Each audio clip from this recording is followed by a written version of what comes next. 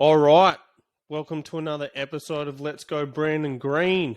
Here we have today with us Mellissa Tong, all the way from Hong Kong. How are you? I'm great. I used to live in Hong Kong, but not anymore. Hong Kongese. She's from the Los Angeles. How is it there?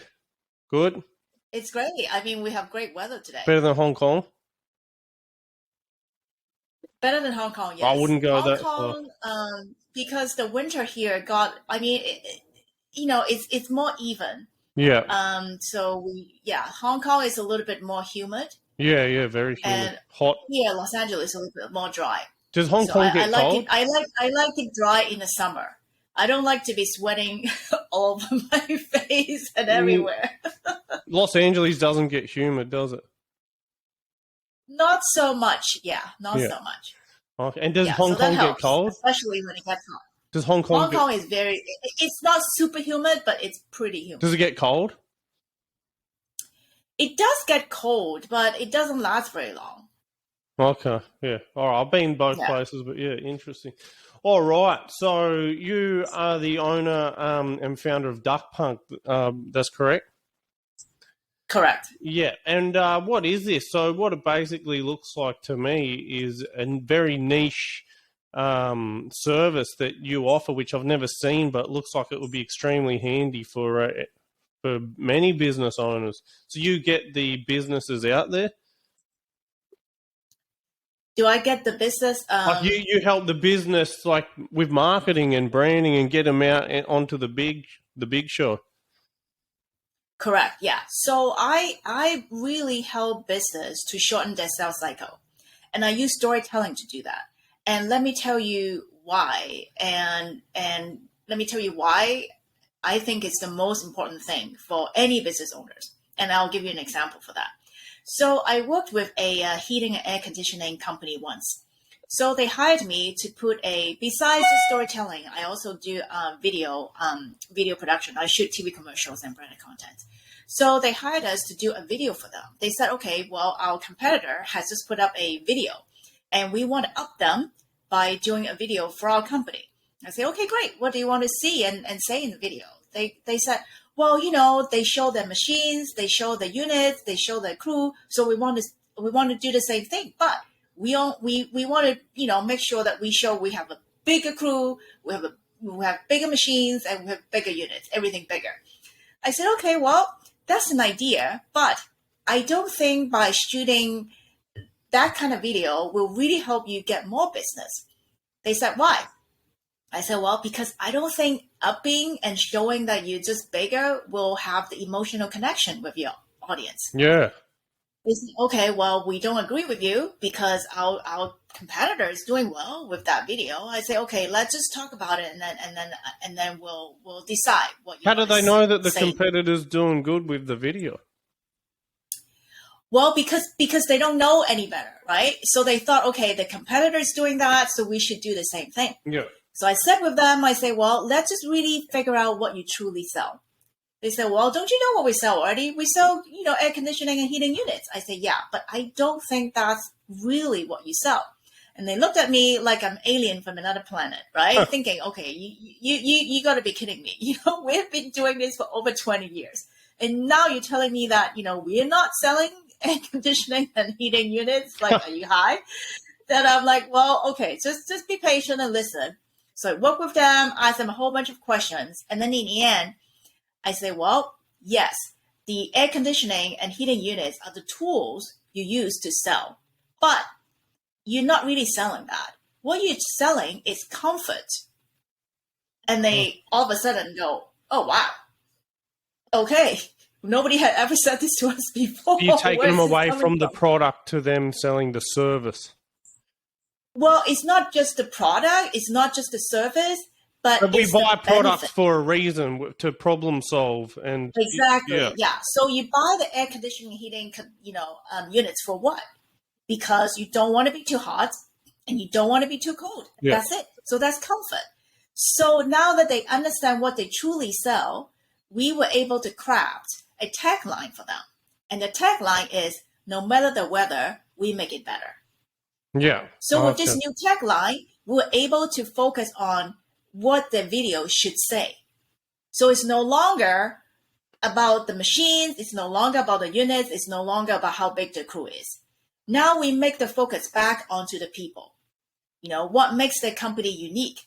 Because they're very, very loyal employees, because the owner treats the employees very well. So some of the employees have been around for 19 years, and that's a very long time.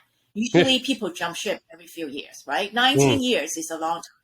So they treat the people very well, and they take their customer opinions very, very seriously. So every time the customer has something, if the customer posts a question or comment, on social media or on Yelp or something, the owner responds himself. So you know that he's always there to try to take care of things. So if something goes wrong, he's reachable and he's there to fix it. So you want to, so that builds so the best thing you're saying is to get the message out there that you're not just like your competitors and just there to give the air conditioning unit, but you're more like trying to help them get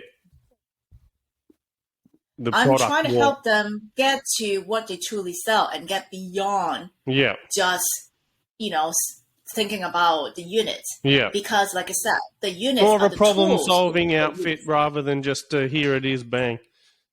Exactly. Yeah.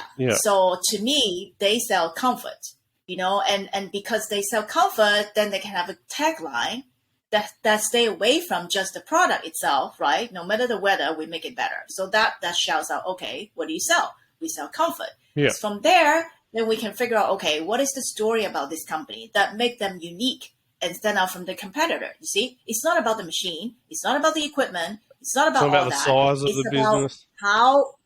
It's about how they deliver comfort to the homes of their customers. So that's a very different sell.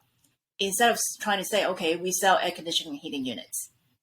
That's 100%, because I'd say, but some people do for some reason feel like the bigger business, the better, which is crazy because I in my business, I pull customers up and say, hang on, yeah, I'm a one-man band, but if you got a problem, you've already got the end boss's number that can fix anything. You're just nothing but a number to these bigger guys.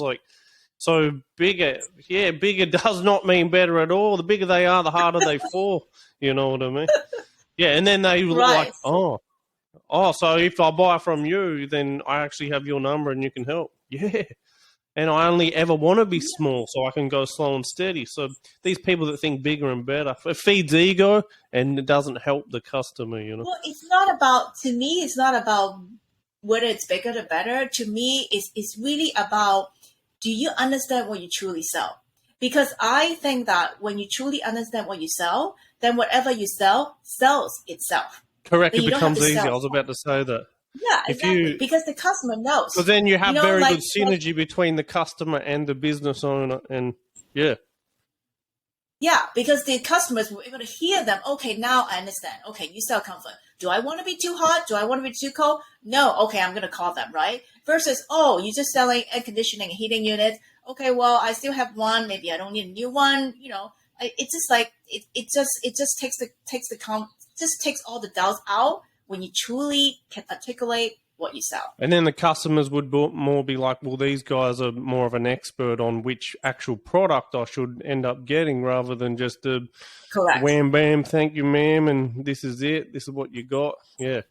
No, you're a bit of a genius at this, I'd say, yeah. Because I've done a lot of marketing and education and things like that myself, and you're like a walking marketing textbook. This is... Well, I've been doing this for over, 25 years. I worked on it and crafted over 1,200 stories. Yeah, right. I thought you were 21. Yeah, I'm 21, exactly. Yeah, right. And did you start this in Hong Kong? Is that where you were born? Or? Yeah, that's where I was born, but then I moved to the U.S. in 1991 to pursue my master's degree. Oh, yeah. So after I finished school, I actually got hired as a TV news anchor, reporter, and producer at one of the very first satellite TV stations in Los Angeles. So they broadcast throughout the U.S. It's not like And they TV wanted back in the 90s in America with those van things with the satellites on that would drive around all the crazy stuff that was happening well, in. that's the mobile satellite, but the Yeah. station itself is one of the first satellite TV stations. Okay, yeah. So, but we had a real, we had a studio, we had an office. It's not like we were working inside a mobile unit. No, but the reporters had Yeah, the mobile unit. Yeah, and then yeah, right, correct. So Yeah. what was the So I did benefit that with this? for. The satellite studio, how was that different to the technology before? Well, the satellite back then, when I was there, because they were one of the very first satellite TV stations, right? So you weren't able to watch them just through the basic broadcast channels. Now I don't know if it's the same, over there in Europe or the UK. So it's like So it's like a subscription service. yeah, so you need it back then instead Cable. of subscription. It is a subscription, but through a dish. Remember back in the days, you had to purchase, and then they will give you a dish, and then Yeah. with the dish, you're able to pick the channel and you'll be able to watch them. Okay, so it's like That's a like subscription service. Yeah. back in the days, Like- correct. Okay, yeah, and you worked then, and then you've branched on to. Yeah, so I worked there for 4 years, interviewed thousands of people from all walks of life, including Hollywood celebrities. And I crafted and worked on over 1,200 stories. So that's why right now, it doesn't matter what you sell, it doesn't matter what industry you're in. I'm able to really help business owners figure out what they truly sell pretty quickly. Right. And where do the business owners come, like, where do they discover you and say, I want Mellissa to work with me? Well, they're from everywhere, actually. Most of them are from the US. I have clients from, Europe, Asia. But how do they discover you? Like, is it word of mouth? Like, you fix my mate's Word of mouth plumbing business? mostly. Yeah, word of mouth, Yeah. yeah. Yeah. Okay, cool. And what's been the big changes that you've seen, like that you've had to implement in the last, say, 10 years now with everyone? Like, media's different now. Everyone's got the internet in their pocket. I would say storytelling has really been the forefront in terms of branding and marketing. And if you don't jump on this bandwagon soon enough, I believe that in 10, 15 years, you're going to become obsolete. Because back in the days, when big companies try to sell you stuff, right? They make a TV commercial and then they just, sell you, they just repeat the name a few times and then they show you, why you should buy their products and that's it, right? But it doesn't really have any emotional connection between that's all you they have to and do, the though. product. Yeah. So I really believe that that's the old way of marketing, and the old way of marketing is going away. I mean, with the millennials, they really care about, whether or not the company is doing anything. Let's say to better the climate, right? To fight climate change, right? To fight human trafficking. They really care about whether the company is doing something to better the world.